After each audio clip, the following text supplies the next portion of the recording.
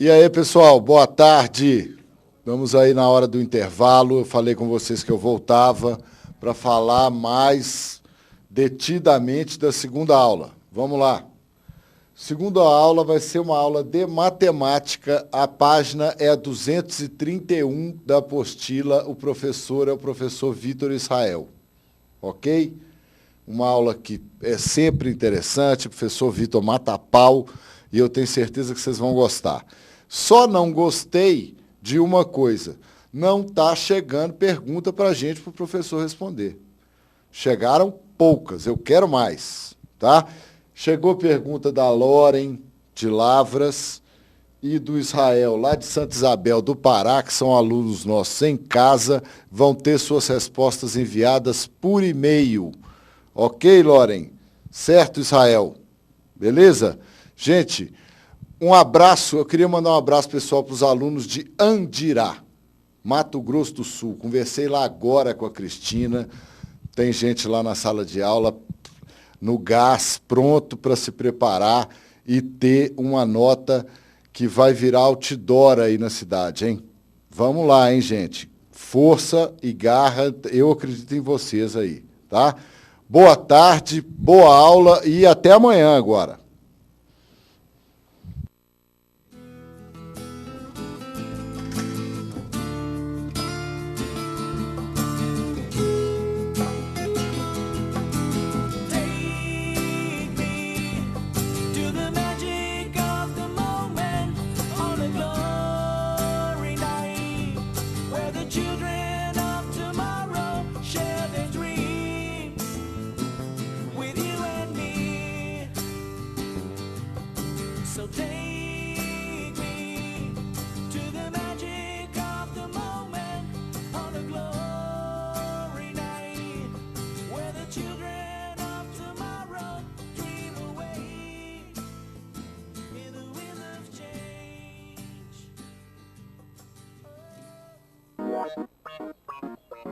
Olá, pessoal! Prontos para mais uma aula? A aula de hoje será de matemática e suas tecnologias. E vamos trabalhar a habilidade de resolver situação-problema envolvendo a variação de grandezas, direta ou inversamente proporcionais. Boa aula! Meu nome é Vitor Israel, sou professor de matemática, trabalho aqui no PH. A gente está aqui hoje para mais uma aula, mais um passo rumo a essa jornada que vai ser de muito sucesso. Espero que a gente possa ajudar vocês. Essa aula bem legal, tá bom? Então, meu nome é Rafael Barbosa, sou professor de Física. Vim aqui ajudar o Vitor a dar alguns exemplinhos para vocês sobre esse mesmo assunto. A nossa ideia é tentar discutir a coisa do jeito mais amplo possível. Então, espero que a gente em Física possa colaborar um pouquinho para que haja um entendimento maior sobre o assunto que a gente vai retratar na aula de hoje. Então, desde já, eu espero que a aula seja a melhor possível. Não esqueça de participar, qualquer tipo de questão, pergunta, algo que se pareça. Então, manda pra gente está aí, enfim, disponível para tentar resolver todo e qualquer problema. Desde já, uma boa aula para todo mundo. Valeu. Bom, pessoal, a gente está aqui hoje para trabalhar com a habilidade número 16. Sobre o que fala essa habilidade? Vamos ver? Olha aqui na tela como é que está. Habilidade 16. Resolver situação-problema envolvendo variação de grandeza, direta ou inversamente proporcionais. O que a gente vai poder articular sobre isso hoje? O que a gente vai utilizar? Vamos lá, ó. Como que nós vamos aplicar essa habilidade? Bom, hoje a gente vai relacionar bastante questões que envolvem funções com variações de grandeza. E a principal função que a gente vai usar dentro desse conceito é a função afim. Função que vocês aprenderam lá no colégio com o nome de função polinomial do primeiro grau. Vocês vão perceber que essa função, desenhada aí com uma reta, vai auxiliar bastante aí na resolução das questões. Mas o que a gente vai ver? Lá na tela, regra de 3 simples. Lembra? A gente vai relacionar grandezas, vai ver quando é que uma vai aumentar e a outra vai aumentar junto, quando é que uma vai diminuir e a outra também vai diminuir, ou então quando uma vai aumentar e quando a outra vai diminuir por consequência. Além disso, a gente pode ter também um problema de regra de 3 composta, onde a gente vai ter mais do que 2 grandezas envolvidas. Dentro do início dessa aula, eu acho bem bacana a gente utilizar aqui o conceito da função afim, que vai ser abordado por mim em matemática e pelo Rafael na física. Bom, eu elaborei aqui uns breves comentários sobre a função afim. Ela também é denominada função de primeiro grau. É aquela que é representada por uma reta em seu gráfico. Isso aqui é muito importante, pessoal. A gente vai utilizar uma reta para representar esse tipo de função. A sua lei de formação é desse tipo aqui, ó. Y é igual a x mais b. É por isso que a gente chama essa função de função do primeiro grau. O nome mais bacana é função polinomial do primeiro grau. Por quê, pessoal? Porque aqui, ó, a gente tem um binômio, né? Um polinômio do primeiro grau. Repara que o expoente do nosso x aqui, ó, é o número 1, tá certo? Bom, o que a gente vai ver dentro disso? Existem dois coeficientes dentro dessa função. Y é igual a ax mais b. Então, a gente tem o coeficiente a e a gente tem o coeficiente b. O que significa esse coeficiente a? Coloca lá na tela, o coeficiente a é o coeficiente angular, que não vai ser nulo. Senão a gente não vai ter uma função afim. Já te mostro isso com um pouco mais calma. Coeficiente b é o que a gente chama de coeficiente linear. Agora, pessoal, vocês que estão aí nos polos, em casa, pensa junto comigo. Pô, o coeficiente angular, ele vai ter alguma relação com o quê? Com o ângulo. E o coeficiente linear vai ter uma relação com o quê? Com alguma linha. É isso que a gente vai abordar agora. Coeficiente angular, pessoal, olha o que ele vai trazer para a gente. Ele terá importância para definir a inclinação da reta. Ou seja, ele vai dizer de alguma forma como funciona o ângulo da reta com algum eixo. Nós temos que, se o A for positivo, a reta vai ser crescente. Então, o que acontece? Conforme o valor de uma grandeza aumente, o valor da outra grandeza vai aumentar também. Agora, se meu A for negativo, a minha reta vai ser decrescente. O que significa isso? Se uma grandeza aumentar, a outra, consequentemente, vai diminuir. O A não pode ser zero, não vai ser uma função afim. Agora, se por acaso o A for zero, apesar de não ser uma função afim, nós vamos ter uma reta constante, que vai ser paralela ao x. Eu vou mostrar os desenhos para vocês, e é bacana a gente estar aqui, ó, a matemática e a física, porque a gente vai relacionar bem hoje isso. A gente vai mostrar que existem alguns exemplos dentro da física. O Rafael vai ajudar a gente aqui. Mandem as dúvidas. Quanto mais dúvidas, melhor a gente pode esclarecer a aula. Bom, eu desenhei para vocês aqui um gráfico de uma reta que está cada vez mais em cima. Ó. A gente tem pontos cada vez mais à direita e cada vez mais para cima. Tá vendo os pontos? Ó? Cada vez mais para a direita, cada vez mais para cima. É uma reta crescente.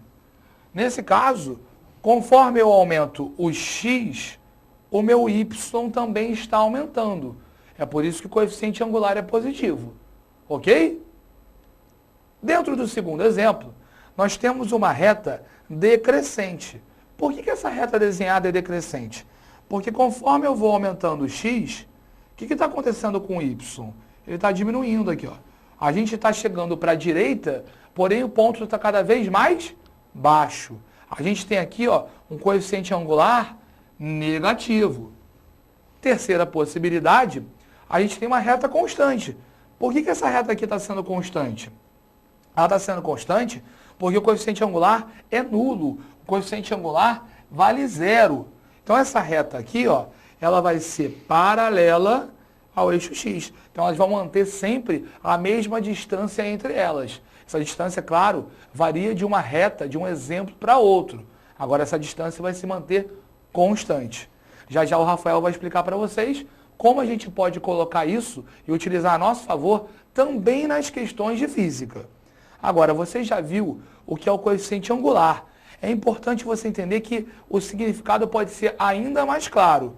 Olha aqui o que eu expliquei para vocês. Outra maneira de mensurar o coeficiente angular é lembrar que ele é numericamente igual à tangente do ângulo formado do eixo x para a reta em questão. Isso aqui é importantíssimo, pessoal, no sentido anti-horário. Eu vou voltar aqui na primeira figura para você reparar o seguinte, ó. O ângulo formado do eixo X para a reta no sentido anti-horário, olha qual é o sentido anti-horário aqui, ó. É esse ângulo θ aqui, ó. Vocês estão reparando que esse ângulo θ é um ângulo menor do que 90 graus, né? É um ângulo que a gente chama de ângulo agudo. Volta lá na explicação.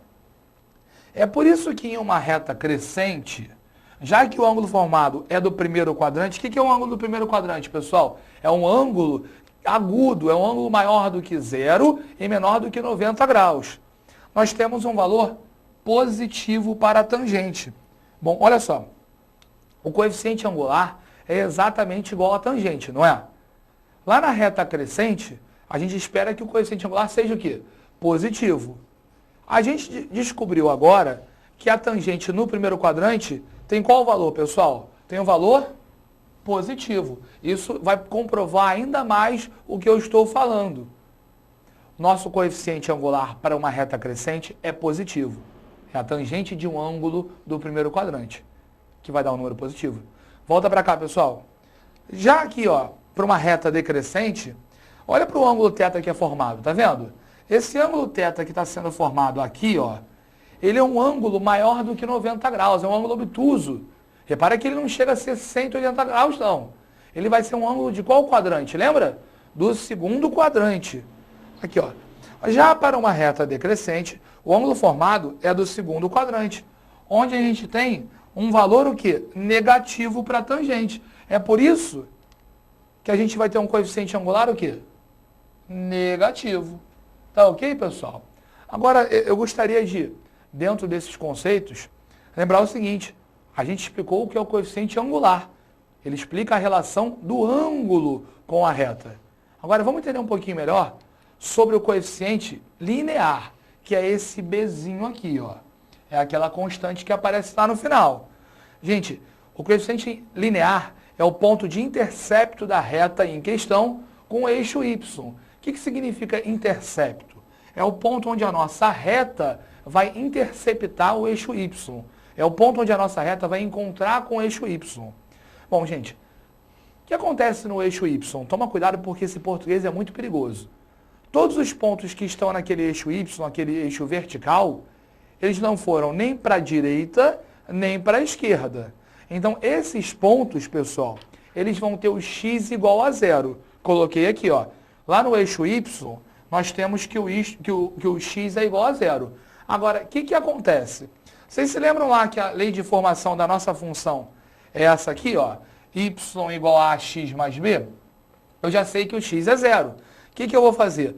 Eu vou voltar na minha lei de formação e vou substituir o x por 0. Ó, olha o que eu fiz aqui. A vezes x. No lugar do x eu botei 0. Gente, quanto é que dá a vezes 0? Independente do valor do a, vai dar 0.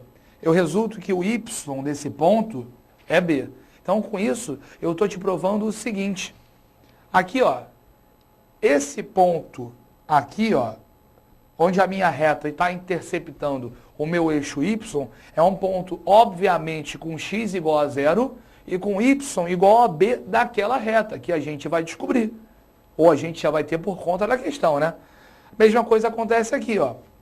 Esse ponto aqui, ó, que é o intercepto da minha reta com o eixo y, ele vai ter coordenadas 0b. E aqui, ó, a minha reta é y igual a x mais b. O a não é 0? Então aqui a gente tem a reta y igual a b. Por exemplo, a reta y igual a 4. Significa que todos esses pontos aqui, ó, tem o y igual a 4. E esse ponto aqui de intercepto, ele é o ponto 0,4. Tá ok, pessoal? Eu vou passar a bola agora aqui para o meu amigo Rafael, para que ele possa explicar para vocês como isso pode ser cobrado lá na física, né, Rafael? Sem dúvida. Então vamos tentar pensar. Dimensionar um comportamento, dimensionar um gráfico para a física, às vezes faz toda a diferença. É muito comum que o candidato, que o aluno, numa sede de tentar resolver um problema, resolver uma questão, algo que se pareça, ele naturalmente ele tem a tendência muito desagradável de ficar se atendo a números, se atendo à equação, sem pensar no comportamento geral. E quando você pensa em linearidade, quando você pensa em comportamento de reta, a física abre uma gama imensa de possibilidades. Os efeitos mais fáceis que a gente tem para definir são os efeitos que envolvem movimento. Movimento, tal qual movimento uniforme, que você pode ter ouvido falar, movimento uniformemente variado, que são coisas bastante simples para a física. Então vamos tentar, antes de começar a falar sobre o gráfico, fazer uma paradinha e vislumbrar. Todo movimento, ele é caracterizado por 3 grandezas, que a gente chama de posição, velocidade e aceleração. Confere? Então é isso. Posição, velocidade e aceleração. Entender o que é cada uma dessas coisas não é difícil. A gente pode tentar aqui vislumbrar. Vamos lá. O que é a posição de uma partícula? Ué, a posição é onde ela está. É o lugar no espaço onde ela ocupa. Perfeito? A velocidade. Velocidade é uma expressão que todo mundo usa. Então você deve saber o que é velocidade. Velocidade é o quão rapidamente uma partícula, um corpo, um móvel se desloca. Se deslocar é sair do lugar. Se deslocar é mudar de posição. Então a gente pode pensar assim, ó, a velocidade é a rapidez na mudança de posição. Quem tem velocidade, muda de posição. E a aceleração? Eu gosto de pensar que posição, velocidade e aceleração é como se eles ocupassem os degraus de uma escadinha. Se a velocidade está em cima da posição, a aceleração está em cima da velocidade. Então pensa, se eu acabei de te falar que velocidade é o quão rapidamente a gente muda de posição, o que você espera que seja a aceleração? A aceleração é o quão rapidamente a gente muda de velocidade. Então deixa claro para você, para física, aceleração implica em mudança de velocidade. Para ter aceleração, a gente necessita, enfim, de maneira contundente, que a gente promova assim, o aparecimento de velocidade mudando. Vamos dar uma olhadinha nos gráficos? O primeiro que a gente discutiu, quando a gente estava falando de matemática, era um gráfico linear, do tipo polinomial de primeiro grau, crescente. Perfeito ou não? Crescente.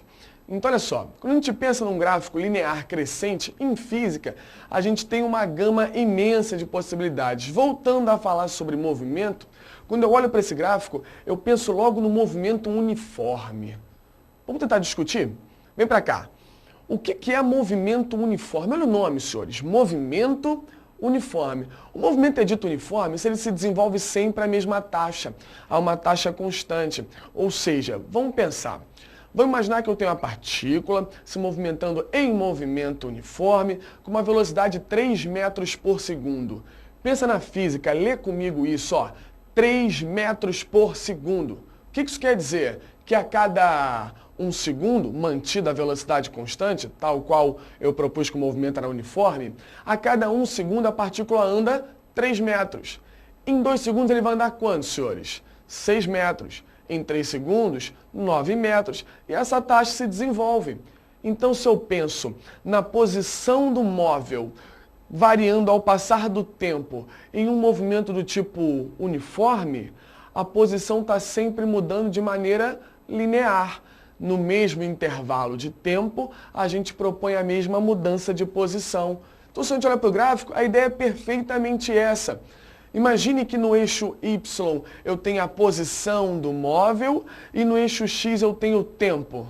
É exatamente isso, senhores. Note, na medida que o tempo vai passando, a posição também vai aumentando. Mas eu te pergunto, a posição sempre aumenta do mesmo jeito, senhoras e senhores? Não, a posição aumenta. Minto, sim.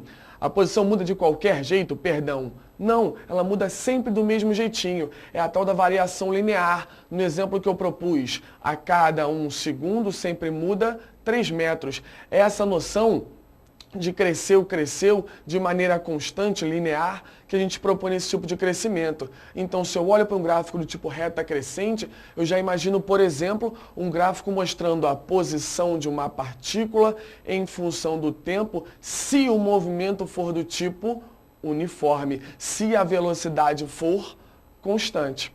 Perfeito ou não? Eu poderia imaginar esse mesmo movimento numa reta decrescente. A única diferença para a física de posição aumentando ou posição diminuindo é o que a gente costuma chamar de movimento progressivo ou movimento retrógrado, que é caminhar a favor ou contrário ao referencial. É como se fosse andar para frente da ré. Para o movimento, para o que está acontecendo, para o deslocamento não muda nada. Se a reta é crescente ou decrescente, é só a definição se ele está ganhando ou perdendo posição. Então, senhores, repito, quando eu olho para um gráfico de crescimento linear, eu já posso pensar, isso é posição por tempo em um movimento uniforme. E eu digo mais, aquele último lá que a gente propôs, em que a reta é constante, em que o coeficiente o angular, é zero, em que a reta é paralela ao eixo x. Senhores, o movimento uniforme é aquele que se desenvolve com velocidade constante, não é isso? Se a velocidade é constante, olha o gráfico aí, senhores. Eu poderia imaginar que isso é velocidade por tempo. Na medida que o tempo vai passando, a velocidade permanece a mesma. Note, tempo passando, velocidade igualzinha. Eu digo mais, eu vou além. Eu vou voltar para o outro gráfico e vou propor a existência de um outro movimento.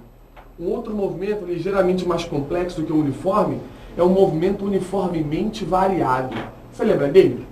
Movimento uniformemente variado. Ué, não é mais uniforme, agora é variado. Se o movimento é variado, é porque o cara está ficando cada vez mais rápido ou cada vez mais devagar. Mas essa noção se desenvolve de qualquer jeito? Não. Ele é uniformemente variado. Então ele varia sempre do mesmo jeitinho. A velocidade sempre aumenta na mesma taxa, ou sempre diminui na mesma taxa. Voltamos ao comportamento linear. No primeiro momento, quando eu te falei sobre gráfico ST, eu pensei no movimento uniforme. Pensa no movimento uniformemente variado. Esse mesmo gráfico poderia ser a velocidade variando com o tempo em um movimento uniformemente variado. Note, na medida que o tempo foi passando, a velocidade foi aumentando. E sempre do mesmo jeitinho, sempre na mesma taxa, o tal do comportamento linear. Que seria a reta decrescente? É muito fácil pensar. Na medida que o tempo vai passando, a velocidade vai ficando cada vez menor. É como se o cara estivesse freando. Nesse mesmo movimento, o tal do uniformemente variado, em que a velocidade aumenta ou diminui sempre do mesmo jeito. Esse gráfico, o gráfico de coeficiente angular nulo, faria algum tipo de sentido? Sem a menor sombra de dúvidas. Olha aqui para mim. Se a velocidade aumenta sempre do mesmo jeito, se a velocidade aumenta ou diminui sempre na mesma taxa, é porque o que promove a rapidez, o que promove a variação de velocidade está constante, ou seja, esse gráfico constante poderia ser, por exemplo, a aceleração pelo tempo, no movimento uniformemente variado. Então, note, a gente pode muito bem pegar essa história de Y, a história de X que a gente gosta de ver na matemática, e dar um pouquinho de sangue, tentar interpretar isso. Eu poderia ficar muito tempo discutindo comportamentos lineares na física, só quero citar mais um. Essa brincadeirinha, de novo, retomando a primeira ideia de comportamento de crescimento linear, eu consigo vislumbrar uma outra coisa na física. Na física, quando você pensa em crescimento linear, você pode pensar num outro efeito, já saindo da ideia de movimento, que é a chamada dilatação térmica. Já ouviu falar? Dilatação térmica é quando a temperatura de um corpo muda, mudam também as suas dimensões. Tudo que esquenta aumenta, tudo que esfria diminui. Ademais, uma outra exceção. Então, tudo que esquenta aumenta, se esfria, diminui. E esse comportamento, numa certa taxa, também é linear. Então, eu poderia novamente me referir a esse mesmo gráfico de comportamento linear crescente para me referir a um processo de dilatação térmica, completamente diferente do que a gente vem discutindo sobre o movimento uniformemente variado. Então, note, o tempo todo é interessante que você saiba dimensionar de que maneira comportamentos lineares podem aparecer ou não. Perfeito? Isso especificamente para a física. Eu vou encerrar aqui rapidamente, a princípio, minha participação, vou deixar o professor Vitor continuar falando um pouquinho de matemática, daqui a pouquinho a gente volta para discutir um pouquinho mais. Obrigado, professor Rafael. A explicação foi muito boa. A gente percebe que essa relação que existe da matemática com a física é para ajudar nas duas matérias. A matemática ajudando a física e a física nos ajudando. Tá ok? Bom, vamos começar agora com uma situação problema de matemática. Daqui a pouco a gente vai passar a bola para a física de novo. O que acontece na situação problema 1? Vamos ver aqui. As vendas de um determinado produto estão crescendo linearmente com o tempo. A tabela abaixo traz as vendas dos últimos 4 meses. Então, pessoal, vamos reparar aí, ó. Em janeiro venderam quantas unidades? Em janeiro venderam 12 mil unidades, em fevereiro 14 mil, em março 16 mil, em abril 18 mil. O que está acontecendo, gente? A cada mês nós estamos vendendo 2.000 unidades a mais. Continua lendo aí, pessoal. Se as vendas continuarem com esse ritmo de crescimento, pode-se dizer que... Bom, ele quer saber aqui o que vai acontecer no futuro, em cada mês. Por exemplo, letra A, as vendas em junho desse mesmo ano serão o dobro das vendas de fevereiro. Letra B, as vendas de agosto serão iguais à soma das vendas de janeiro e fevereiro. Pessoal, ele vai tentar te enrolar nessas opções. Então é bacana que a gente faça o quê? Vamos criar aqui uma tabela, alguma coisa que possa trazer todas as informações e que a gente analise e chegue à resposta. O que eu fiz aqui para vocês? Bom, para resolver essa questão, nós podemos utilizar uma função afim. Por que a gente pode usar uma função afim nessa questão, pessoal? Porque a gente está tendo um crescimento que é linear. A cada mês, a cada aumento de uma unidade no X, a gente está tendo um aumento de 2.000 unidades no Y. Tem até uma outra maneira da gente fazer também, a gente pode utilizar na matemática a progressão aritmética. É um caminho muito parecido, tá bom? Bom, então nela, o número de produtos vendidos dependerá do mês em questão. Criamos uma tabela. Eu parei aqui de chamar o mês de janeiro, de fevereiro, de março, de abril. O que eu fiz? Eu dei números aqui para os meses. Eu falei mês 1, mês 2, mês 3, mês 4. Mas, professor, você colocou aqui ó, o mês 1 porque é janeiro, janeiro é o primeiro mês do ano? Não, eu botei janeiro porque foi o primeiro mês que apareceu como informação. Se fosse a partir de agosto, setembro, outubro, novembro, eu colocaria agosto como mês 1 também. Tá bom? Vamos continuar lendo aqui, ó. Nela, consideramos o mês de janeiro como mês 1, fevereiro como mês 2, março como mês 3 e assim sucessivamente. O que a gente vai fazer agora? A gente vai substituir os dois primeiros pontos na lei de formação da função afim, que é y igual a x mais b. Tá? A gente vai fazer isso com y igual a x mais b, a gente vai escolher os dois primeiros pontos só por comodidade aqui dos valores serem menores. Se eu quisesse usar os dois últimos ou os dois do meio, eu poderia utilizar. Normalmente, pessoal, nesse tipo de questão, a prova vai acabar dando só 2 pontos. Eu fui bacana com vocês, dei um pouco a mais. A gente poderia escolher. Eu vou escolher os dois primeiros. O que eu sei dos dois primeiros pontos? Eu sei aqui ó, que quando o mês é 1, quando o x é 1, o y é 12.000. Eu sei também que quando o mês é 2, o y é 14.000. Vamos substituir aqui, ó, y igual a x mais b. Eu vou substituir primeiro ponto 1 para o x, 12.000 para o y. Então, ó, substituindo o y por 12.000, vai aparecer lá, 12.000 igual a vezes x. O x não vale 1? Então, a mais o b. Tranquilo, pessoal? Volta lá no segundo ponto. Qual que é o segundo ponto? Tem x igual a 2 e o y igual a 14.000. Substituindo, o y é substituído por 14.000. Y igual a vezes x. O x não vale 2? 2 vezes a vezes 2, 2 vezes a ordem dos fatores não altera o produto. Mais b. Pessoal, vocês devem estar fazendo aí em uma folhinha. O que a gente tem aqui, hein? Vou te dar uma pista, hein? O que a gente tem aqui, ó? A gente tem um sistema. Sistema vocês têm que resolver da maneira que vocês acham mais confortável, a maneira que vocês acham mais simples. Quer fazer por substituição, por adição, por eliminação, por igualdade. Faz como você achar melhor. Eu fiz da seguinte maneira, olha o que eu botei aqui. Fazendo a diferença entre a segunda equação e a primeira, teremos, olha o que eu vou fazer, eu vou pegar a primeira equação, eu vou pegar a segunda equação menos a primeira, tá certo? Então pensa comigo, ó, eu vou ter no lado esquerdo 14.000 menos 12.000, o que eu vou achar? 2.000. O que eu vou ter no lado direito? 2A menos A, o que eu vou ter? A. Aqui eu botei B, gente. Aqui é o A, tá bom? Eu vou ter A. B menos B vai morrer. Vocês entenderam por que eu fiz a subtração nesse caso? Para que desapareça o B. Então eu tenho 2A menos A. Aqui eu botei B, pessoal. Desconsidera, tá? Aqui é A. Tá bom? Substituindo esse valor na primeira equação, teremos. A gente está substituindo isso na primeira equação, onde 12.000 é igual a A mais B. A gente não achou que o A é 2.000? Então a gente vai ter 12.000 é igual a 2.000 mais B, ó. Então aqui é B. Então 12.000 é igual a B mais 2.000, o B vai acabar sendo, 12.000 menos 2.000, gente. O B vai acabar sendo 10.000. Dessa forma, pessoal, a gente tem a função. Bom, o que eu fiz a partir disso? eu cheguei às quantidades vendidas em cada mês. Você poderia ter feito isso, pessoal, sem função nenhuma, né? Por que você poderia ter feito sem nenhuma função? Poxa, não está aumentando de 2.000 em 2.000? Olha o que eu vou fazer aqui, ó. Eu abri em duas tabelas, até porque minha cabeça no slide ia ficar meio estranho, tá? Fui de 2 em 2.000. 12.000, 14.000, 16.000, 18.000, 20.000, 22.000. Vamos lá? 24, 26, 28, 30, 32 e 34. Tá beleza? O que a gente vê, ó?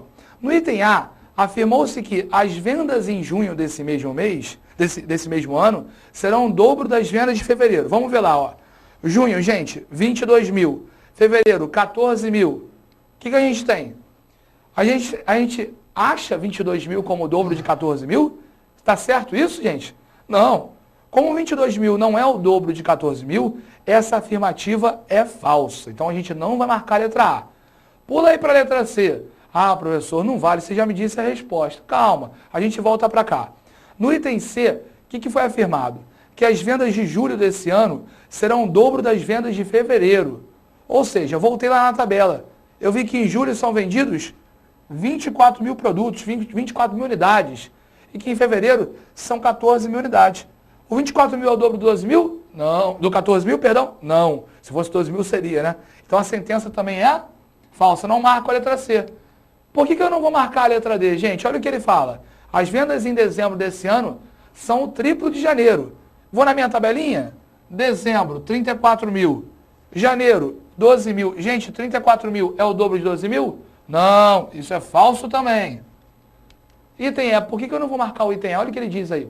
É dito que as vendas de outubro serão iguais à soma das vendas de janeiro e fevereiro. Voltei na minha tabela, ó. Outubro, 30.000. Em janeiro eu tenho 12.000. E em fevereiro eu tenho 14.000, não é isso?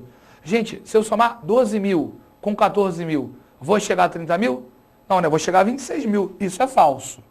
Porém, fui muito, me emocionei. No item B, foi afirmado que as vendas de agosto serão iguais à soma das vendas de janeiro e fevereiro. Bom, pessoal, lá em agosto, se a gente voltar na tabela, a gente vai reparar que são 26.000 unidades. A gente também vai reparar que em janeiro são 12 e em fevereiro são 14.000. Olha o que ele falou. Ele falou que se eu somar o 12.000 com 14.000, vai dar o 26.000. Isso é verdadeiro, pessoal? Isso é verdadeiro. Ou seja, a afirmativa, as vendas de agosto serão iguais à soma das vendas de janeiro e fevereiro, é verdadeira. E por isso é a resposta. Marcamos lá, item B. Essa é a nossa resposta que a gente vai marcar, item B. Tranquilo, pessoal? Então, mandem dúvidas se vocês não entenderem a questão, para que a gente possa sanar isso, tá? De qualquer forma, tá aí o endereço, manda pra gente, que de alguma forma você vai ter a resposta, tá bom? A gente vai tentar tirar durante a aula. Vamos para a situação problema 2 aqui, pessoal. Ainda na matemática, a física vai entrar já daqui a pouquinho. Bom, o gráfico esboçado ao lado da função y igual a ax mais b representa o custo unitário de produção de uma peça em função da quantidade mensal produzida. Vocês estão vendo aqui que essa função é decrescente? É até algo lógico, né? Quanto mais a gente produz, faz uma produção, quanto mais é produzido, pô, você vai estar dividindo alguns custos aí que são fixos. Por exemplo, está dividindo aluguel de fábrica, está dividindo o salário de um segurança. Então, conforme a gente vai produzindo mais, o normal é que o custo por cada um seja menor. Por isso que a função é decrescente, ok? Coloca lá para mim, por favor. Bom, ela representa o custo unitário de produção de uma peça em função da quantidade mensal produzida. Para que esse custo unitário seja de R$6, a produção mensal deve ser igual a... Pessoal, toma cuidado. Tem muita gente que vai olhar para essa questão aí e vai querer resolver por regra de 3. O pessoal chega e fala assim, mole, aqui, ó. Nesse ponto, eu sei que o custo unitário é de R$5 porque foram produzidas 1.020 peças. Então, para 6 vão ser X. Não é assim que a gente vai trabalhar. A gente pode até fazer uma regra de 3, mas a gente vai fazer uma regra de 3 com variações. Bom, para resolver essa questão, podemos usar a regra de 3 com a variação. Tranquilo? Olha o que a gente percebe lá pelo gráfico. Do ponto inicial para o ponto final, desses pontos que a gente tem aí com os valores, o que está acontecendo com o custo unitário? O custo unitário está caindo R$5, tá certo, pessoal? Ó, para uma queda de R$5 no preço unitário. O que está acontecendo quando o nosso preço cai R$5? Isso está acontecendo porque a quantidade produzida está sofrendo um aumento, né? Pô, de 720 para 1020, está aumentando quanto? 300 unidades. Repara que o aumento é linear, não é? Então a gente vai pensar da seguinte maneira.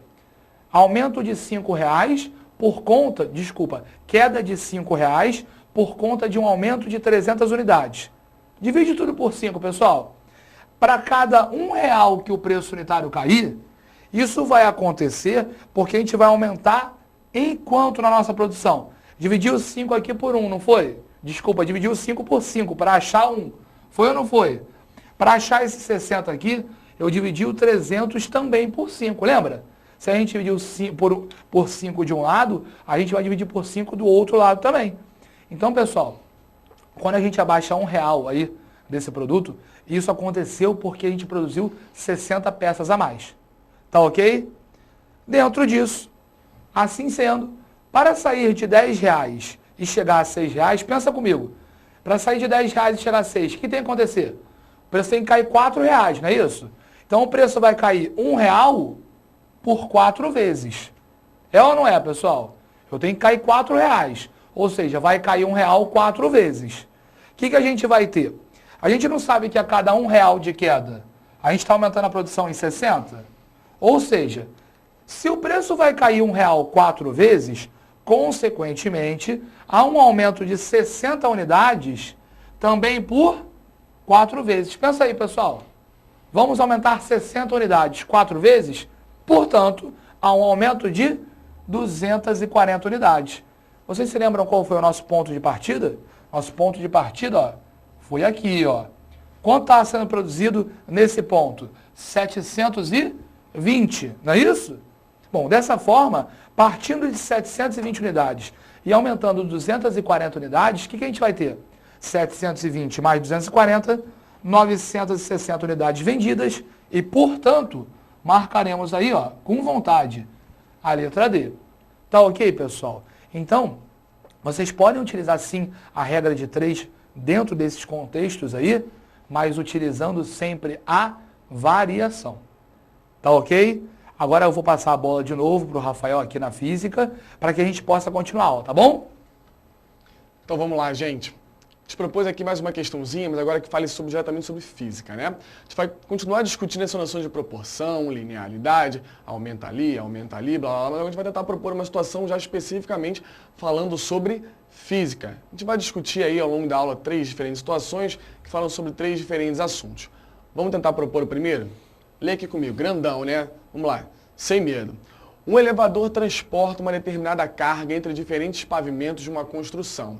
É extremamente conveniente que possamos dimensionar todos os parâmetros necessários para seu funcionamento adequado mediante sua função.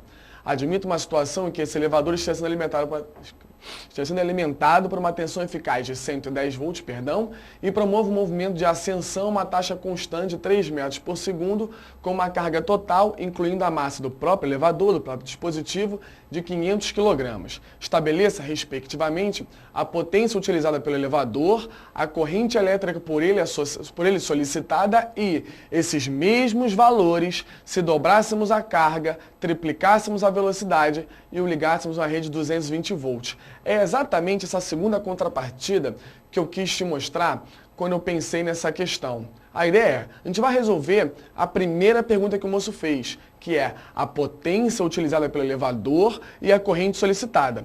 Aí logo depois ele muda o jogo. Ele promove que agora eu tenho o dobro da carga, eu tenho o triplo da velocidade e estou ligando em 220. Eu poderia sim, senhoras e senhores, refazer toda a questão para esses novos valores. Mas lembra, você há de concordar comigo que um dos maiores problemas que você vai enfrentar na prova do Enem, que está chegando, não desanima não, é a quantidade imensa de questões que você tem para fazer e o tempo, que nem sempre é tão confortável assim. Então, na realidade, o que eu estou propondo nessas 3 questões que eu vou fazer com você de física, não é exatamente te ensinar física, não é exatamente te ensinar como se resolve a questão. Eu vou tentar te mostrar, a partir da noção de linearidade, como é que a gente pode fazer para ganhar tempo, como é que a gente pode fazer para economizar conta discutir a coisa de uma maneira mais eficiente. Então note, repito, eu não vou te ensinar física, eu não vou te ensinar como se faz a questão, eu vou tentar te ensinar como é que a gente poderia fazer essa mesma ideia, no entanto fazendo você ganhar um pouquinho mais de tempo usando essa noção de proporcionalidade. Vamos tentar? Essas são as alternativas, daqui a pouco a gente vai voltar para ver. Cuidado, não se assuste, os números são feiosos, quando você vai pela primeira vez e fala, putz, vai dar uma trabalheira, mas nada, questãozinha boba. Olha a resolução dela aí. Me fizeram duas perguntas. Quais foram elas? Me pediram a potência do elevador e depois me pediram a corrente que ele solicitava. Legal? Olha para cá.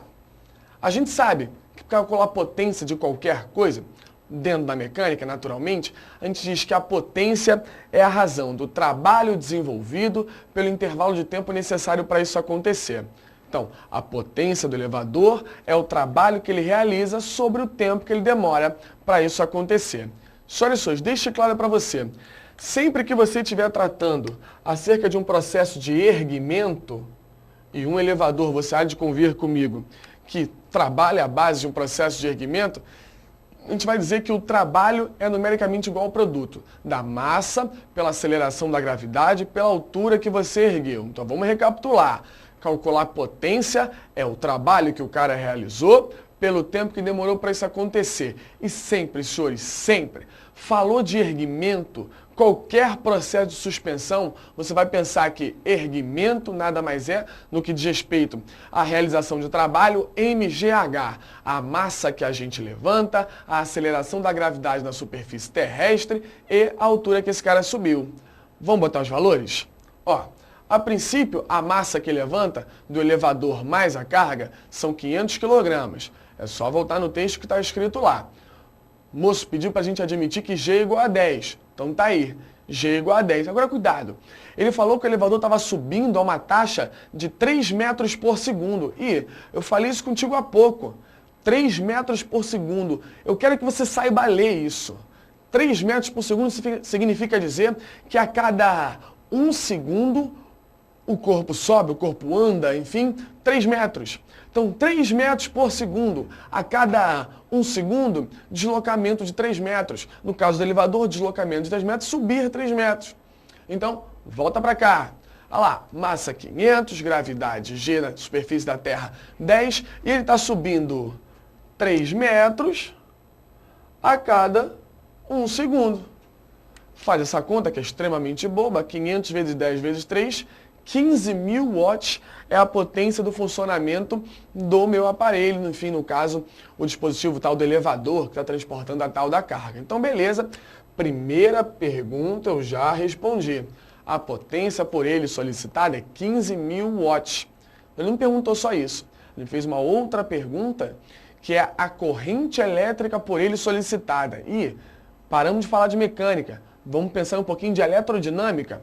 Olha para cá, a gente sabe que o termo geral da potência elétrica de um dispositivo diz que a potência elétrica é o produto da diferença de potencial que o cara está submetido pela corrente que por ele atravessa.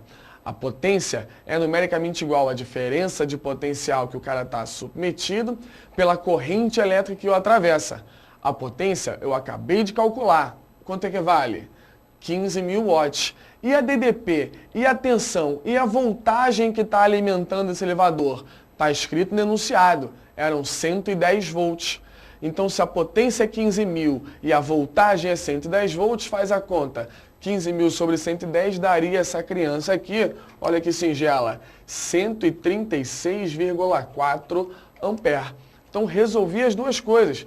Potência, 15.000 watts. Corrente, 136,4 ampere. O problema é que ele não quer só isso. E aí que entra a aula de hoje.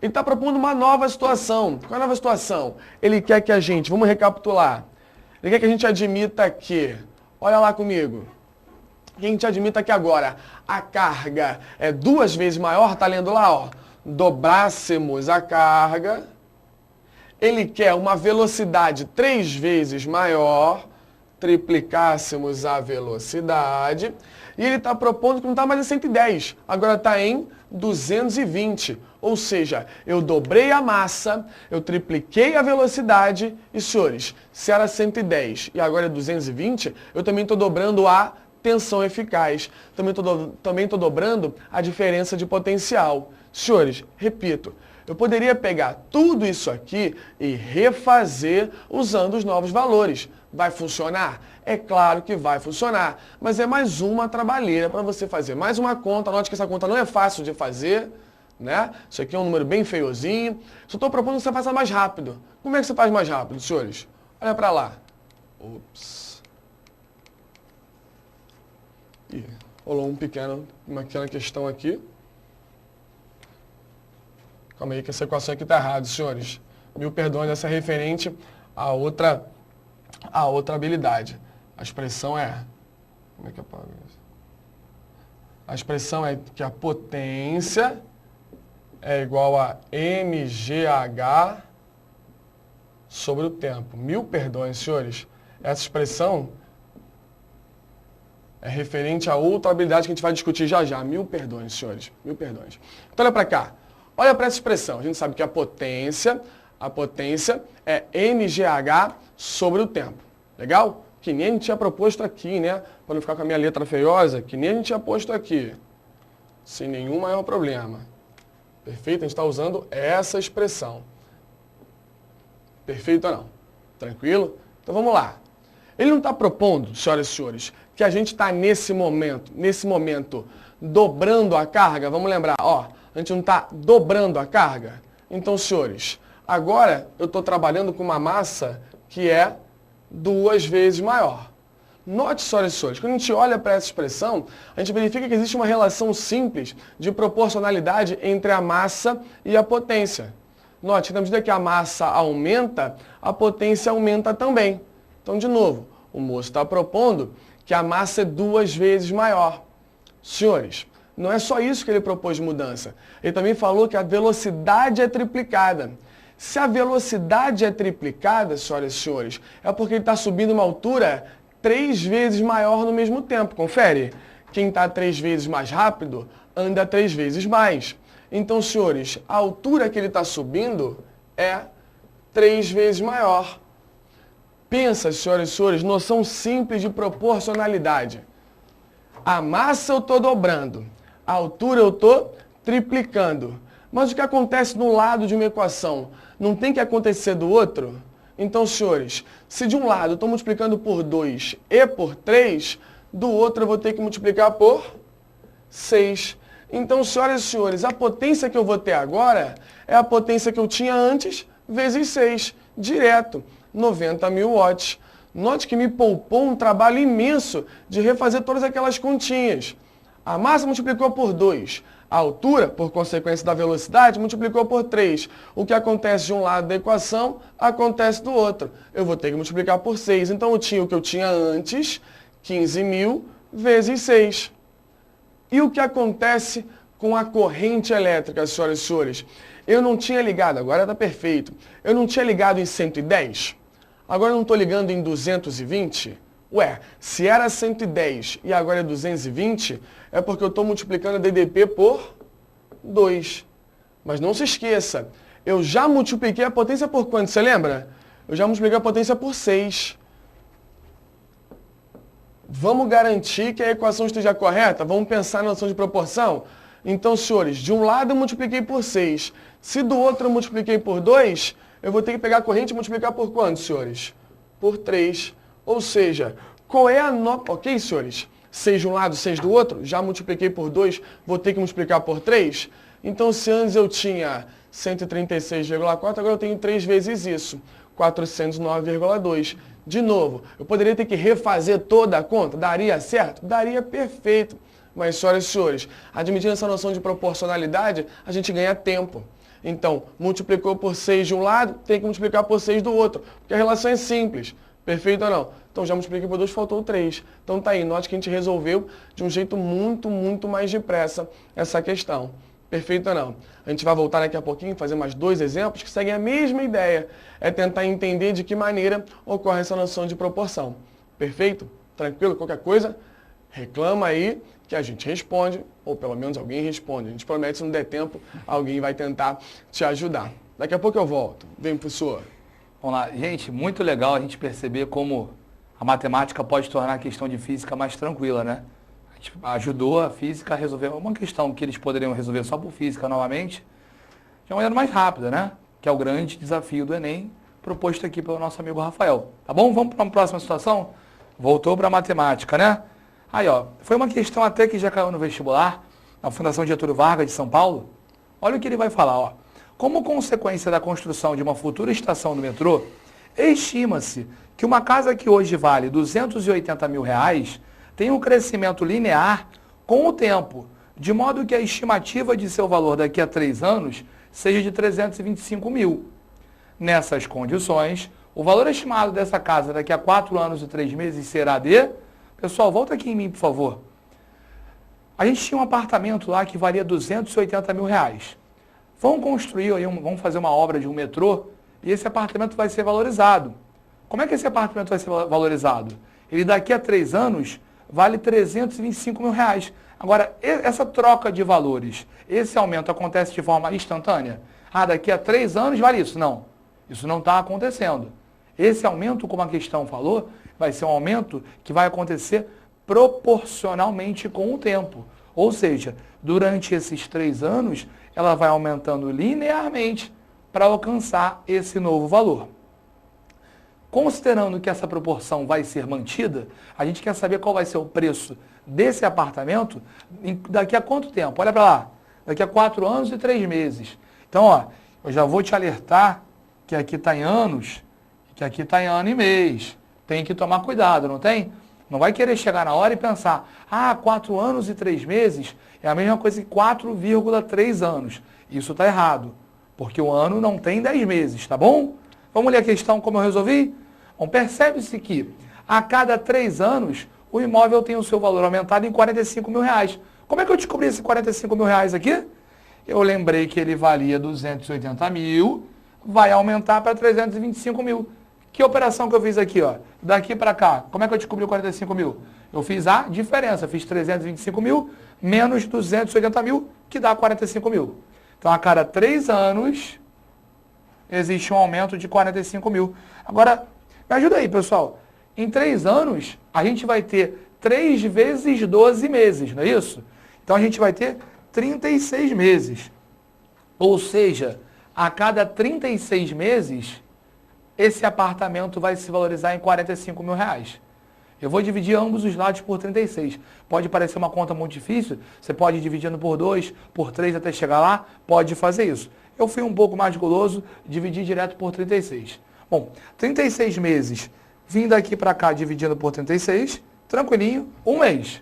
R$45 mil, vim daqui para cá, ó, dividir por 36 também, para manter a proporção, vou encontrar certinho esse valor, pessoal. R$1.250. Ou seja, a cada mês, esse imóvel vai estar R$1.250 mais caro. Vamos continuar? Como a questão deseja saber qual será o valor em 4 anos e 3 meses, a gente vai passar tudo para mês. 4 anos e 3 meses. Pessoal, 4 anos é a mesma coisa que 4 vezes 12 meses. Ou seja, 48 meses, né? Mais os 3 meses adicionais, 51 meses. Pessoal, em cada mês a gente não tem aumento de R$1.250? Ou seja, a valorização de R$1.250 vai acontecer 51 vezes. Então, como é que eu vou calcular o valor desse apartamento? Eu vou pegar o valor inicial e vou colocar R$1.250 quantas vezes? 51 vezes. Então, ó, partindo do valor inicial, que era de R$280 mil, a gente vai somar R$1.250 51 vezes. Quando você fizer essa conta, você vai achar lá, ó, 343.750. Tá certo, gente? Dá certinho esse valor, tá bom? Quando a gente pega o 1.250, multiplica por 51 e soma com 280 mil, a gente vai chegar certinho ao valor, tá aqui, ó, 343.750, tá bom? Bom, vamos aproveitar aqui, vamos direto para uma próxima situação, problema, que é muito parecida. né? Porque na situação problema anterior, eu te apresentei aí uma valorização, né? Agora vai acontecer o contrário, mas apesar de ser exatamente o contrário, vai ser bem mais tranquilo. Olha por quê. Os valores são menores. Olha o que ele fala. Atualmente, o valor de um computador novo é de R$3.000. Deve ser um computador bom, R$3.000. Sabendo que seu valor decresce linearmente, então agora está desvalorizando com o tempo, de modo que daqui a 8 anos seu valor será zero, podemos afirmar que daqui a 3 anos, contados a partir de hoje, o valor do computador será, pessoal, a gente tem o preço aí atual de R$3.000. Qual será o preço daqui a 8 anos? Vai ser zero. Ele não vai ter nenhum valor. Ele quer saber daqui a 3 anos, a partir de hoje, qual vai ser o valor? Vamos pensar junto? Olha o que ele fala aí. Podemos pensar da seguinte maneira. Em 8 anos, uma variação de 8 anos no tempo aí, né? A gente vai ter R$3.000 de variação. Ou seja, vamos descobrir quanto é que vai variar a cada ano, fazendo uma regrinha de 3 com as variações. Multiplicando o cruzado, o que a gente vai ter? 8 vezes x é igual a 1 vezes 3.000. Ou seja, 8x é igual a 3.000. Passei o 8 para lá dividindo, o que vai acontecer? 3.000 por 8, eu vou encontrar esse valor aqui. Ah, então essa aí é a resposta. Não. Esse valor significa o quê? Que a cada 1 ano que se passar, o computador vai dar R$375 mais barato. Ele está desvalorizando, né? Agora, eu quero saber qual vai ser o preço do computador daqui a quanto tempo? Daqui a 3 anos. Vamos ler, ó. Bom, assim a gente pode perceber que a cada 1 ano, o computador perdeu R$375 do seu valor. Assim, em 3 anos, o computador perderá 3 vezes R$375. Vamos lá? Qual que era o preço do computador lá no início, pessoal? Era R$3.000. Eu vou perder 375 3 vezes. Ou seja, fazendo essa multiplicação, eu vou ter uma perda do valor desse computador de R$1.125. Pensa aí comigo. R$3.000 menos R$1.125, olha qual vai ser o nosso valor. A gente vai ter um valor aí, ó, de R$1.875. O que a gente vai encontrar na letra A. Então, pessoal, eu tinha separado essas duas questões para fazer juntas realmente, para auxiliar aí, para perceber que pode ocorrer um aumento linear e pode ocorrer um decréscimo linear, tá bom? Então a gente pode usar a regra de 3 com as variações e chegar a esses valores. Existem outras maneiras de fazer. A gente pode utilizar a lei de formação y igual a x mais b, para dentro disso já chegar ao valor. Agora, vai demorar um pouco mais. Eu não sugiro que você faça isso não, já que o tempo é curto, tá bom? A gente vai voltar agora para a física, para mais uma situação problema. Vamos lá? Aí, Rafael. Vamos tentar. Vamos lá? Então, segunda situaçãozinha que a gente propôs para a física. A gente vai resolver do mesmo jeitinho. Vou repetir. Minha ideia aqui, nesse momento, não é discutir a física do processo. Tentar discutir como é que a gente faz para resolver usando essas regrinhas que a gente está propondo agora sobre proporção. Física, eu não tenho a menor dúvida de você estar aprendendo aí nas demais aulas. Hoje, é para fazer uma aula mais instrumental mesmo. É tentar entender como é que a gente faz para tentar determinar um ou outro caminho mais eficiente usando os artifícios da matemática. Vamos lá, lê comigo. Quando se discute a utilização dos gases ideais no cotidiano, abre-se uma gama imensa de possibilidades, como sistemas de refrigeração e máquinas térmicas, capazes de converter calor em trabalho mecânico. Reunindo as leis experimentais de Boole e Mariotte, Charles, Gay-Lussac e Avogadro, Bernard, Paul, Emily Clapeyron, esse sim, físico e engenheiro francês, estabeleceu a relação entre as variáveis do estado de um gás, pressão, volume, temperatura e número de mols, e chegou naquela famosa expressão PV igual a nRT. Legal. Hoje em dia é conhecida como equação de Clapeyron. Equação de Clapeyron, PV igual a nRT, eu acho que todo mundo deve ter ouvido falar, pelo menos, que relaciona as grandezas associadas de um gás, pressão, volume, número de mols e temperatura. Pergunta que o cara me fez. Olha só. Considere um mol de um determinado gás ideal submetido a um tratamento tal que sua pressão seja de 2 atm. Ok, atm, senhores? Atm, unidade de medição de pressão, muito usual na aula de física, muito usual na aula de química, que também trabalha um pouquinho com essa noção de gás. Perfeito ou não? E que esteja confinado a um recipiente de 4,1 litros. Então, volume do recipiente, 4,1 litros. Não esquece não, a pressão do gás é 2 atm, o volume do recipiente que ele está contido, 4,1 litros. Legal, continua. Determine sua temperatura e estabeleça em seguida qual deveria ser, né, a pressão desse mesmo gás se a temperatura fosse 200 Kelvin, o volume do recipiente passasse a ser 3 vezes maior do que o original e metade do gás escapasse. Aí deu dados, a constante universal dos gases, 0,082. Então note que essa questão que eu propus é extremamente parecido você pensar no âmago de como resolver aquela que eu fiz há pouco. Ele fez uma pergunta. Qual foi a pergunta que ele fez? Olha lá, acompanha comigo. A pergunta que ele fez é... determine a temperatura. A pergunta é, ele me deu características do gás e pediu que eu calculasse a temperatura. Aí depois mudou tudo. Depois ele falou, e se a pressão... Minto. E qual vai ser a pressão se a temperatura fosse 200, o volume fosse 3 vezes maior e metade do gás escapasse? Percebeu? Ele está novamente relacionando um estado original do sistema e propondo uma modificação. Vamos ver como é que a gente responde isso? Essas são as alternativas. Depois a gente volta, se necessário for, para tentar marcar bonitinho aí. Resolve o problema besteira. PV é igual a nRT. Joga para cá rapidinho. Então vamos lá, são 4 os estados característicos fisiológicos de um gás. É pressão, volume, número de mols e temperatura.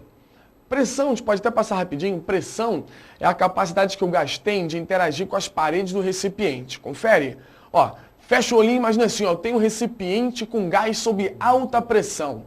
Quando eu falo para você que eu tenho gás sob alta pressão, tu enxerga um gás tendendo fortemente a se expandir, talvez propiciando uma explosão? Então, pressão. Pressão é o gás interagindo com as paredes do recipiente. Volume. Volume de gás não é bem volume de gás, né? Volume de gás é o volume do recipiente. Porque a gente aprendeu desde pequenininho que o gás sempre ocupa todo o volume do recipiente. Número de mols. O número de mols define a quantidade de gás. Quanto mais gás tem lá dentro, quanto menos gás tem lá dentro, a gente define isso aí, número de moléculas, que tem a ver com o número de mols, a salvo daquela constante Avogadro lá da química. Tenho certeza que você sabe isso também. Além disso, tem a própria temperatura, que define a agitação entre as moléculas. A gente conseguiu propor, então, uma equação que relacionava todos esses caras, que é a equação de Clapeyron, que diz que PV é igual a nRT. A nossa única novidade é esse R. Que R é esse? É uma constante, chamada constante universal dos gases, cujo valor está até proposto no enunciado ali no finalzinho. Dados, constante universal dos gases, 0,082 atm litro por mol Kelvin. Esse valor é padrão, constante a partir dessas unidades. Você não vai decorar isso, não tem a menor necessidade. Se por acaso você tiver que fazer uma questão que necessite desse valor, a questão certamente vai te dar. Não perca seu tempo decorando coisas que você não tem necessidade. Então vamos lá. Respondendo a primeira pergunta. Joga aí. Se PV é igual a nRT, só botar os valores. A pressão que ele me deu, 2 atm. O volume que ele me deu, 4,1 litros. Número de mols, 1. Estava escrito, escondidinho, mas estava. Considere 1 mol de um determinado gás. Está vendo ali, ó? Considere 1 mol de um determinado gás ideal. Cuidado, parecia bobagem, mas não é não. Considere 1 mol de um gás ideal. Então tá aí. Pressão, 2 atm. Volume, 4,1 litros. Número de mols, 1. O R está ali, ó, 0,082, sem medo de fazer conta, pela temperatura. Faz o resto comigo, senhores. 2 vezes 4,1, 8,2. De cabeça, pelo amor de Deus. 1 vezes 0,082, 0,082. Joga esse cara para lá, faz a conta. Temperatura de 100 Kelvin, ok? Kelvin, senhores. Unidade de medição de temperatura do Sistema Internacional? Kelvin. Então, senhores, a primeira pergunta está respondida. Qual é a temperatura do gás? 100 Kelvin. Perfeito ou não? Algum problema? O que a gente vai fazer agora? Agora ele propôs uma modificação. Você lembra qual é a modificação? Vamos recapitular? Agora ele quer saber a nova pressão se a temperatura, que era 100, ok, acabei de calcular, passasse para 200, o volume fosse 3 vezes maior e metade do gás escapasse. Ele quer saber qual é a nova pressão. Então a gente resolve. Aí, mesmo esquema, agora foi certinho, graças a Deus. PV é igual a nRT. É essa expressão que sofreu modificação. Você lembra quais foram as modificações? Ele quer saber a nova pressão, sabendo que a temperatura que era 100 passou para 200. Opa, para! Vou resolver do mesmo jeitinho que eu fiz da outra vez. A temperatura era 100, agora é 200. Pô, se era 100 e agora é 200, é porque eu estou multiplicando a temperatura por 2. Tudo bem ou não? Algum problema?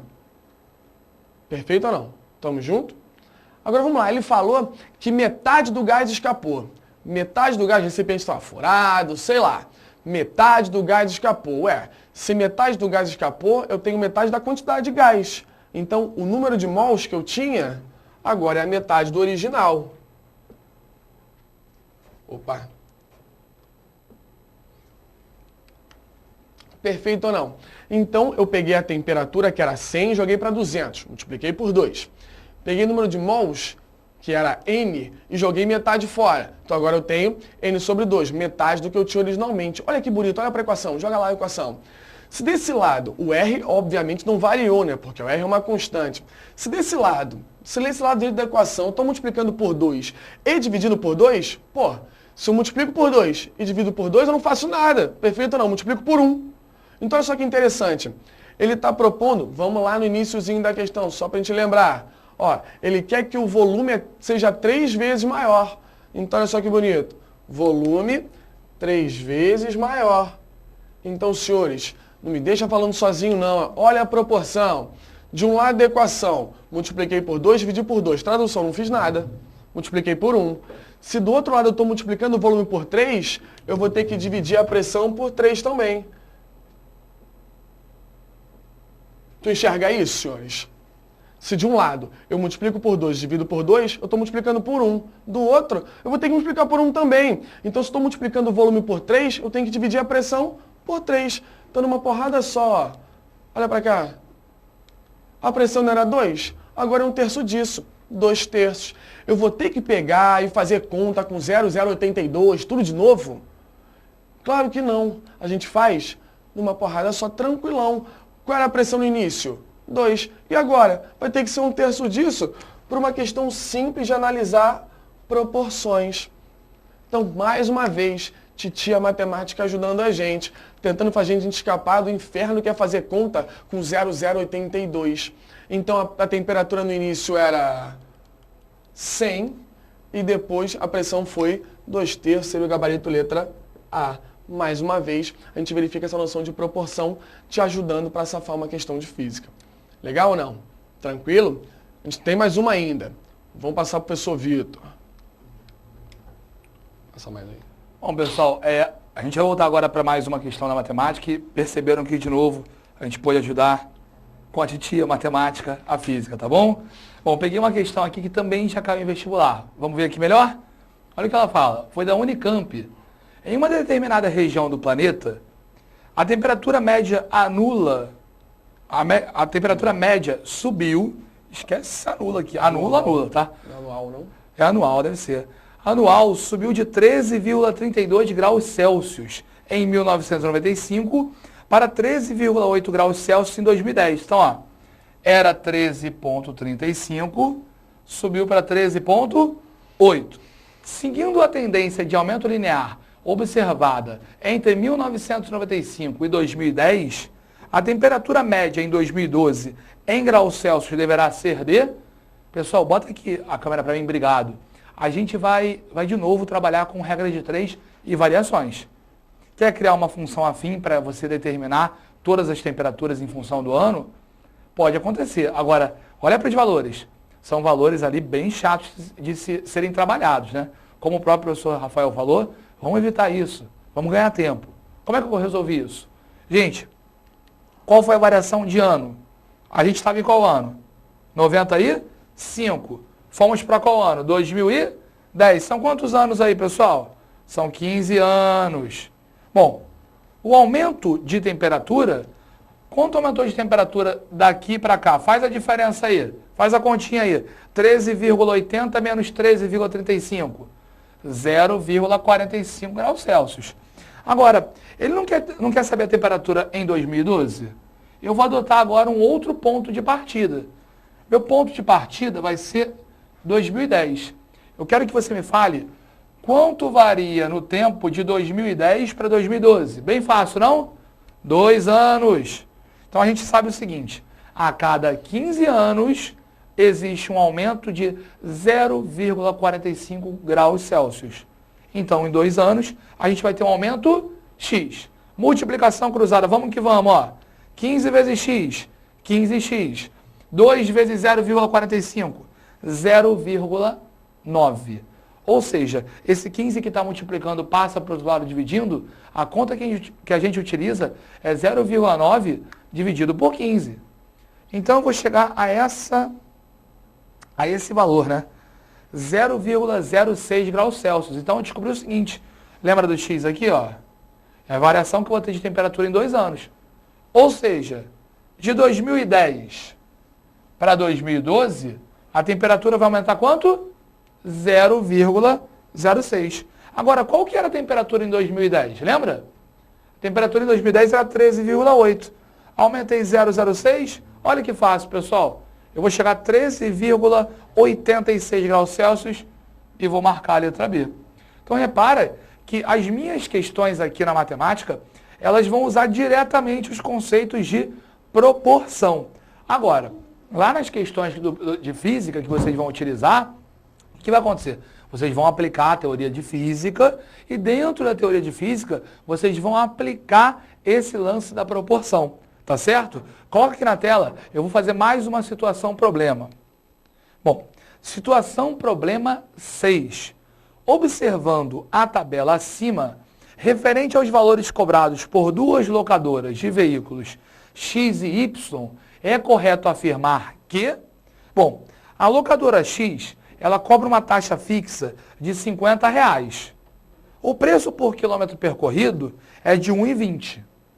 A locadora Y cobra uma taxa fixa de R$ 56. O preço por quilômetro percorrido é 90 centavos. Então, é dentro disso que a gente vai ter que atuar, ó, com a taxa fixa e a taxa por quilometragem. Repara que uma tem a taxa fixa maior, porém tem o preço por quilômetro o quê? Menor. A gente vai ter que saber mensurar isso. Continuando a questão, olha o que ele fala. É correto afirmar que, para exatamente 20 km percorridos, esses valores são iguais. A partir de 20 km rodados, o custo total em X é menor do que em Y. Para X, o custo total é sempre menor. Gente, são várias suposições, a gente vai ter que saber trabalhar com isso, né? Bom, eu criei aqui 2 funções para as 2 empresas, né? Para calcular o preço P aqui. Olha o preço P. Vamos voltar lá na locadora X? Pessoal, aluguei um carro lá, um veículo, na locadora X. O que vai acontecer? Se eu percorro, por exemplo, 10 km, tudo bem, vou percorrer 10 km. O que eu vou pagar, pessoal? Bota na tabelinha aqui para mim, por favor.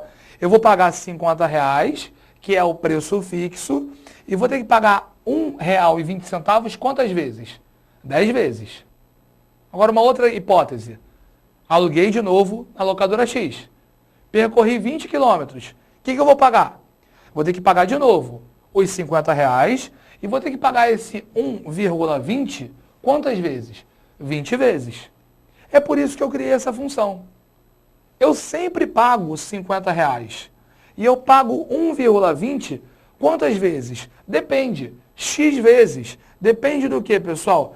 Depende do número de quilômetros. Esse X que está aí é um número de quilômetros. Então, o gasto que eu vou ter para X quilômetros vai ser de R$ 50 mais 1,20 vezes X. Outra situação, locadora Y. Fui lá na locadora Y, peguei um carrão lá, ó. Aluguei, andei 40 quilômetros. Quanto é que eu vou pagar, pessoal? Eu tenho que pagar, com certeza, os R$ 56 da parte fixa e vou pagar esses 90 centavos aqui quantas vezes? 40 vezes. Aluguei e percorri 100 quilômetros. O que eu vou ter que pagar? Vou ter que pagar os R$ 56 e vou ter que pagar esses 90 centavos quantas vezes? 100 vezes. Foi por isso que eu criei essa função. Para uma rodagem de X quilômetros, eu vou pagar 0,90 vezes X mais R$ 56, que é a nossa taxa fixa. Beleza, pessoal? Criamos, então, as 2 funções que determinam os preços. Eu vou igualar as funções. Para que eu vou igualar as funções? Para descobrir quando é que o preço em x vai ser igual ao preço em y. Tá ok? Além de descobrir isso, eu vou descobrir até qual ponto é melhor escolher uma e até qual outro ponto é melhor escolher a outra, tá bom? Então, é importante a gente igualar aí, não só para que a gente descubra qual preço vai ser igual para as duas, qual quilometragem que eu vou ter para as duas que vai proporcionar o mesmo preço. Igualei as duas, vamos ver como é que ficou? 1,20x mais 50 é igual a 0,90x mais 56. Eu trouxe x para a esquerda, levei número para a direita aqui, ó. 1,20x menos 0,90x dá 0,30x. 56 menos 50 dá 6. Ou seja, 0,30x é igual a 6. Peguei o 0,30 ou 0,3, né, pessoal? E passei dividindo. 6 dividido por 0,3 vai dar 20 km. O que significa isso, pessoal? Para uma distância de 20 km, o preço nas duas locadoras é o mesmo. Bom, assim, o que a gente vai pensar? Lembra lá que o Y tinha uma taxa fixa mais cara? Sim ou não? Porém, ele tinha um preço por quilômetro mais barato. Então, a locadora Y vai começar sendo mais cara. A locadora Y começa sendo mais cara que a X, até que elas igualam. Onde é que elas se igualam? Quando X é igual a 20 km. Depois de 20 km, o Y vai ficar mais barato. Foi isso que eu redigi para vocês aqui. Bom, assim pensaremos que acima dessa quilometragem, o preço mais barato será o da empresa Y. Para distâncias menores que 20 km, o melhor preço é o de X. Isso se deve ao coeficiente angular da primeira equação, que é maior do que o da segunda equação. Pessoal, olha lá na letra A, logo de cara. Para exatamente 20 km percorridos, esses valores são iguais. Então essa análise que eu fiz de quando vai ser maior, de quando vai ser menor, eu nem precisava, foi só um complemento para a minha explicação. Eu vou marcar aqui a letra A. As outras estão todas falsas por conta da explicação que eu trouxe para vocês aqui. Tá ok, pessoal? Então aqui a gente finalizou mais uma situação, problema de matemática. Vou passar a bola de novo para o meu amigo Rafael para ele entrar de novo na física, tá bom? Valeu! Vamos lá. Última situaçãozinha que eu propus para física especificamente falando é essa aí. Farinha do mesmíssimo saco, diga-se de passagem. Lê comigo, vamos lá. O cara falou assim, ó. Vamos lá. Solta a questão aí, por favor. Isso. Processos de combustão, em geral, liberam quantidades apreciáveis de energia sob a forma de calor. Admita uma situação em que precisamos utilizar a energia obtida pela queima de 200 gramas de gás natural para promover o aquecimento de uma determinada amostra de água. Então, cuidado, ó. Aí a gente já tem um probleminha para determinar. A gente não quer aquecer o gás natural, a gente quer aquecer água. Mas como é que a gente vai arrumar a energia para aquecer a água? Para arrumar energia para aquecer a água, a gente vai queimar gás natural.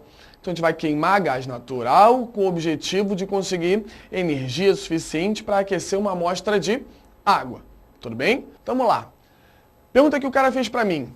Qual a quantidade de gás natural precisaríamos utilizar da mesma forma para realizar o mesmo aquecimento, só que agora em uma amostra de alumínio cuja massa é 5 vezes maior que a de água? Aí ele me deu que o calor específico sensível do alumínio é 0,2 e o calor específico sensível da água é 1. Senhoras e senhores, vamos lá, volta para mim. Então pegou a ideia? Primeiro eu queria aquecer água. Depois eu quero aquecer uma amostra de alumínio. Tudo bem? A ideia é que nos dois casos eu quero fazer o mesmo aquecimento. Eu quero que as duas aumentem a mesma variação de temperatura, enfim. Só que uma, repito, é uma amostra de água e outra é uma amostra de alumínio. Quando você olha para um enunciado como esse, que a gente leu há pouco, parece que está faltando dado, né? Porque nós que ele não deu a massa de água, ele não deu a massa de alumínio, só falou que é 5 vezes maior, não falou qual aquecimento eu quero, ele só falou que é o mesmo aquecimento. Então, note, quando você lê, você fica um pouco inseguro, né? Calma aí, que aquecimento é esse? É 1 grau Celsius, 10 graus Celsius, 200 graus Celsius? Calma aí, é uma amostra de água? Quantos gramas de água? Note que ele deixou de dar, ele omitiu uma série de valores que uma primeira olhada você pode pensar, putz, não deu, não vai dar para resolver. Mas se você pensar com mais calma, tu vê que essa comparação, seguindo a mesma lógica que a gente vinha fazendo nos 2 exemplos, funciona aqui também. Então como é que é o esquema? Eu quero energia. Onde é que eu arrumo essa energia? Queimando gás natural. Aí o cara me falou assim, ó, se eu queimar 200 gramas, eu consigo aquecer uma amostra de água. Pergunta que o cara me fez, qual deveria ser a massa de gás natural que eu tenho que queimar para fazer o mesmo aquecimento, ou seja, para fazer a temperatura aumentar, só que agora eu não tenho mais água. Agora eu tenho alumínio. Quanto de alumínio? 5 vezes mais. E o calor específico dele é 0,2. Peraí, calor específico? Cheguei a comentar isso com vocês na última aula que eu dei, né? Lá na primeira semana. Se não lembra, a gente discute aqui rapidinho. Calor específico. Toda substância tem uma propensão ou não ao processo de variação de temperatura. O calor específico mostra o quanto que a substância não gosta de aquecer ou resfriar. Tradução: quanto maior o calor específico, mais difícil é para aquecer ou resfriar essa substância. A expressão que relaciona essa, aqui eu botei as alternativas, depois a gente revolta, essa aí é a expressão para o cálculo do calor sensível. Sempre que alguém te propuser, alguém, enfim, uma amostra, um corpo qualquer, aumentando ou diminuindo de temperatura, aumentando ou diminuindo de temperatura, a expressão é essa. A quantidade de energia, a quantidade de calor que eu tenho que ceder para promover um aquecimento é MC delta T. M é M de massa da amostra.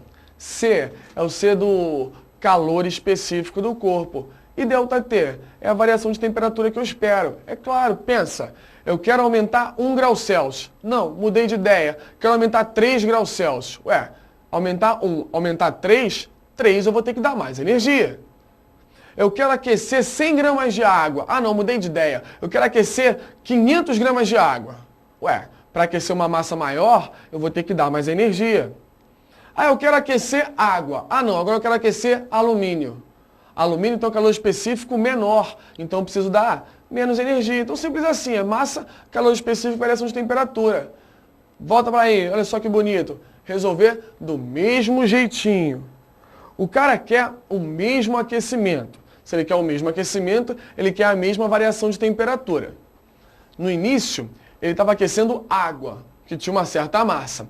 Agora ele propôs uma massa 5 vezes maior de alumínio. Então, beleza, lá vamos nós. Eu tenho uma massa 5 vezes maior. Perfeito ou não? Agora pensa no calor específico. O calor específico da água, se quiser eu até volto. Aí, ó, o calor específico da água era 1. E o calor específico do alumínio? 0,2. Ih, pera, 1,02? Então o calor específico do alumínio é 5 vezes menor. Então, beleza. Eu estou pegando o calor específico e estou dividindo por 5. Então, de novo, senhores, olha só o que aconteceu. Eu tenho água e 5 vezes mais alumínio.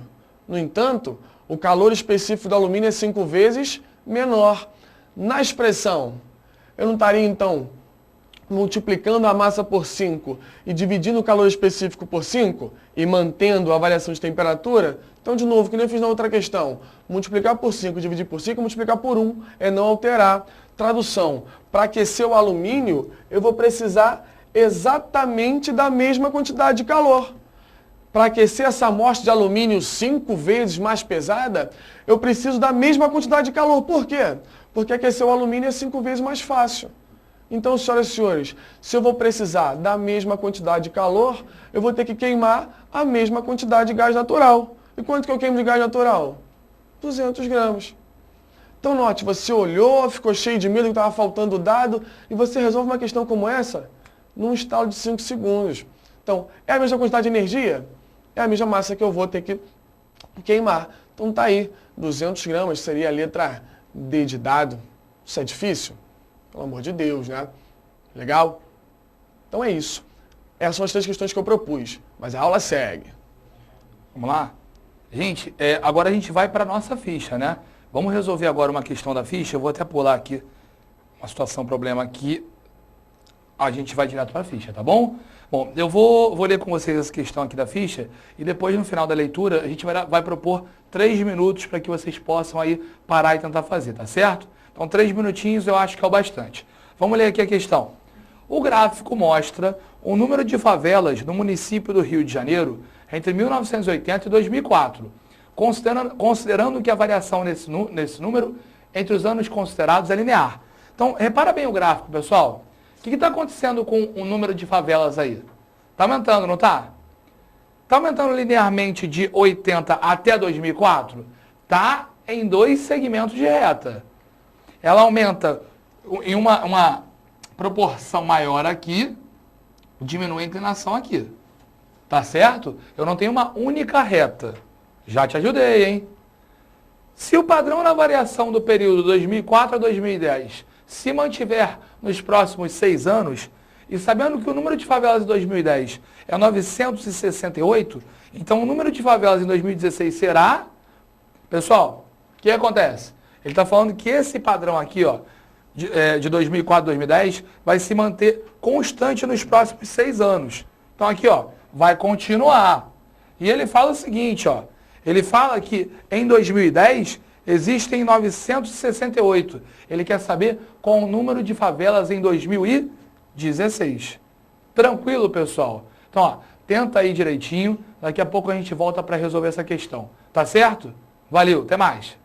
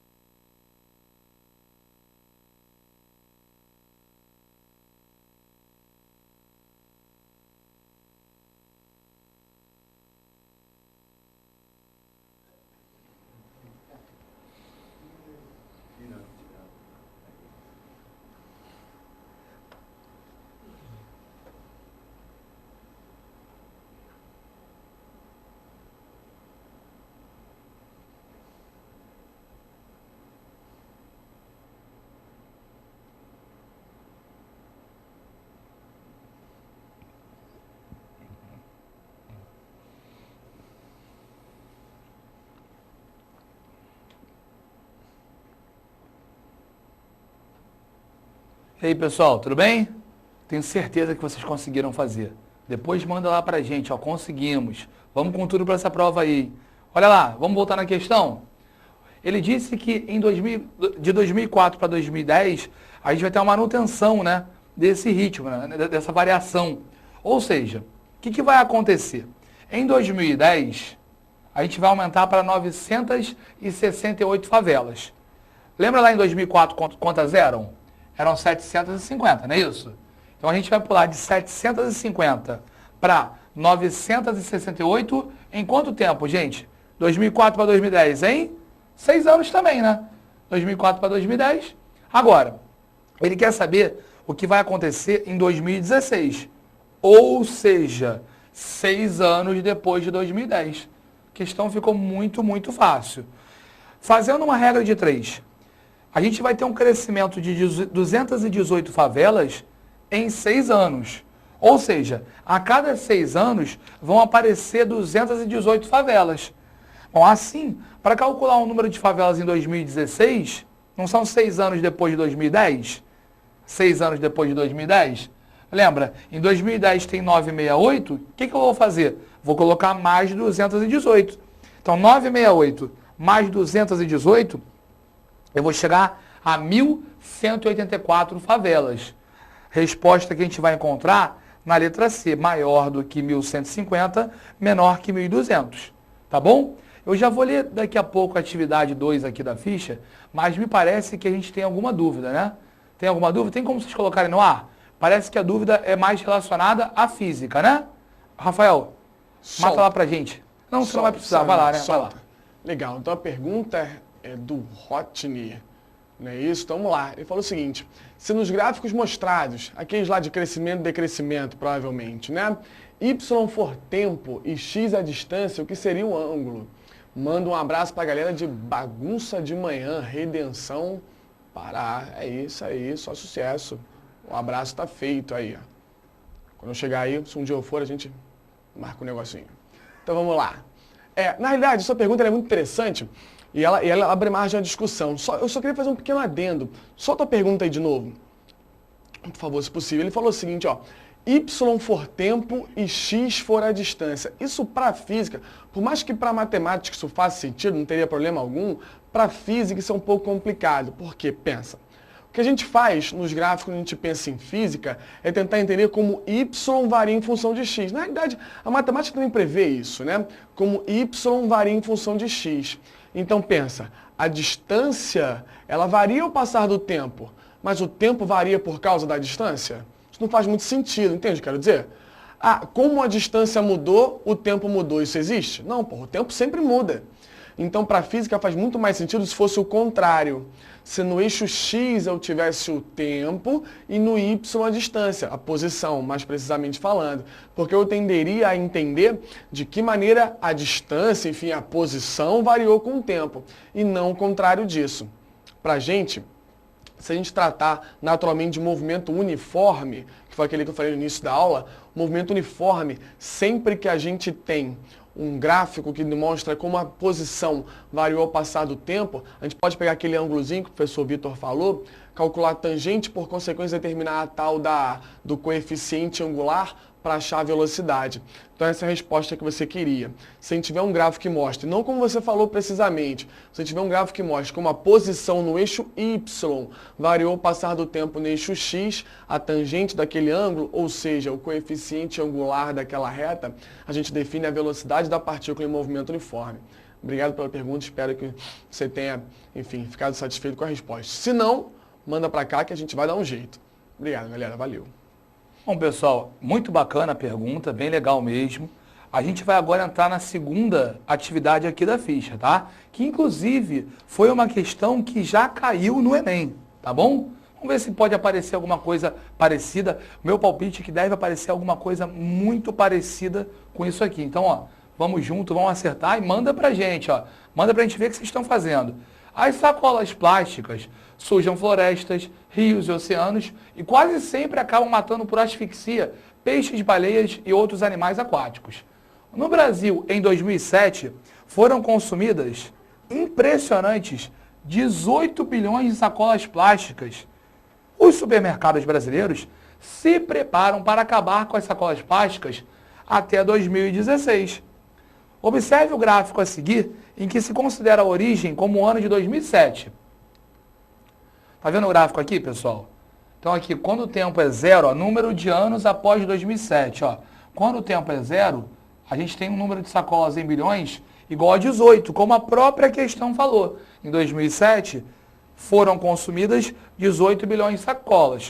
O que ele falou? Que até 2016, isso vai acabar, né? Não vai ter mais nenhuma sacola. Ou seja, 2016, pessoal, quantos anos após 2007? 9 anos. Você vai ter lá o número de sacolas chegando ao zero. Tá vendo? Olha a pergunta dele. De acordo com as informações, quantos bilhões de sacolas plásticas serão consumidas em 2011? Uma dica, pessoal. 2011 acontece quanto tempo após a nossa origem, que é 2007? 4 anos, não é? Pensa aí, 3 minutinhos e a gente volta para matar a questão, tá ok? Um abraço, até mais.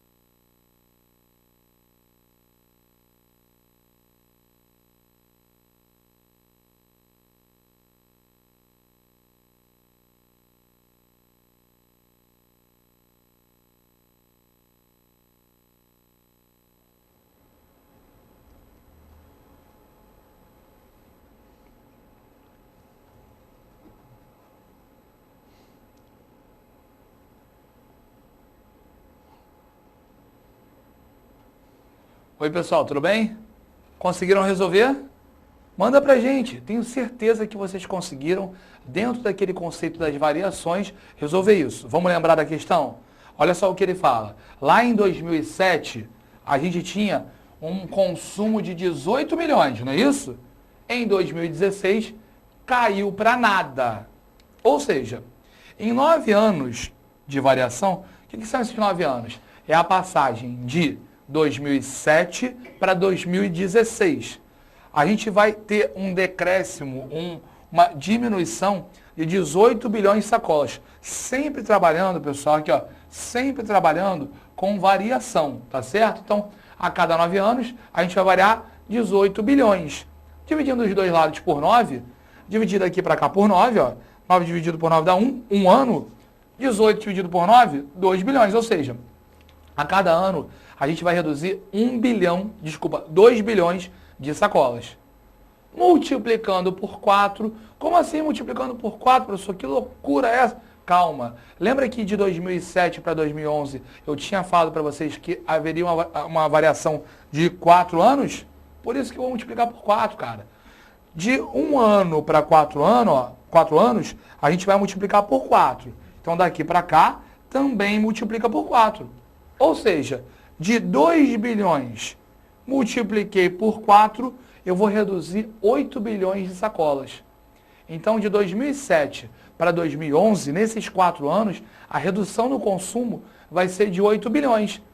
Vocês se lembram de quanto a gente partiu? 18 bilhões, não é? Bom, se a gente tem 18 bilhões e tira 8 bilhões, 18 menos 8, a gente chega a 10 bilhões, a gente marca lá a letra E. Tranquilo, pessoal? Então, assim, a gente espera que a gente tenha ajudado vocês aí hoje, que a gente possa ter levado um pouco mais de alento a vocês aí. Eu agradeço a atenção de todos, agradeço ao professor Rafael.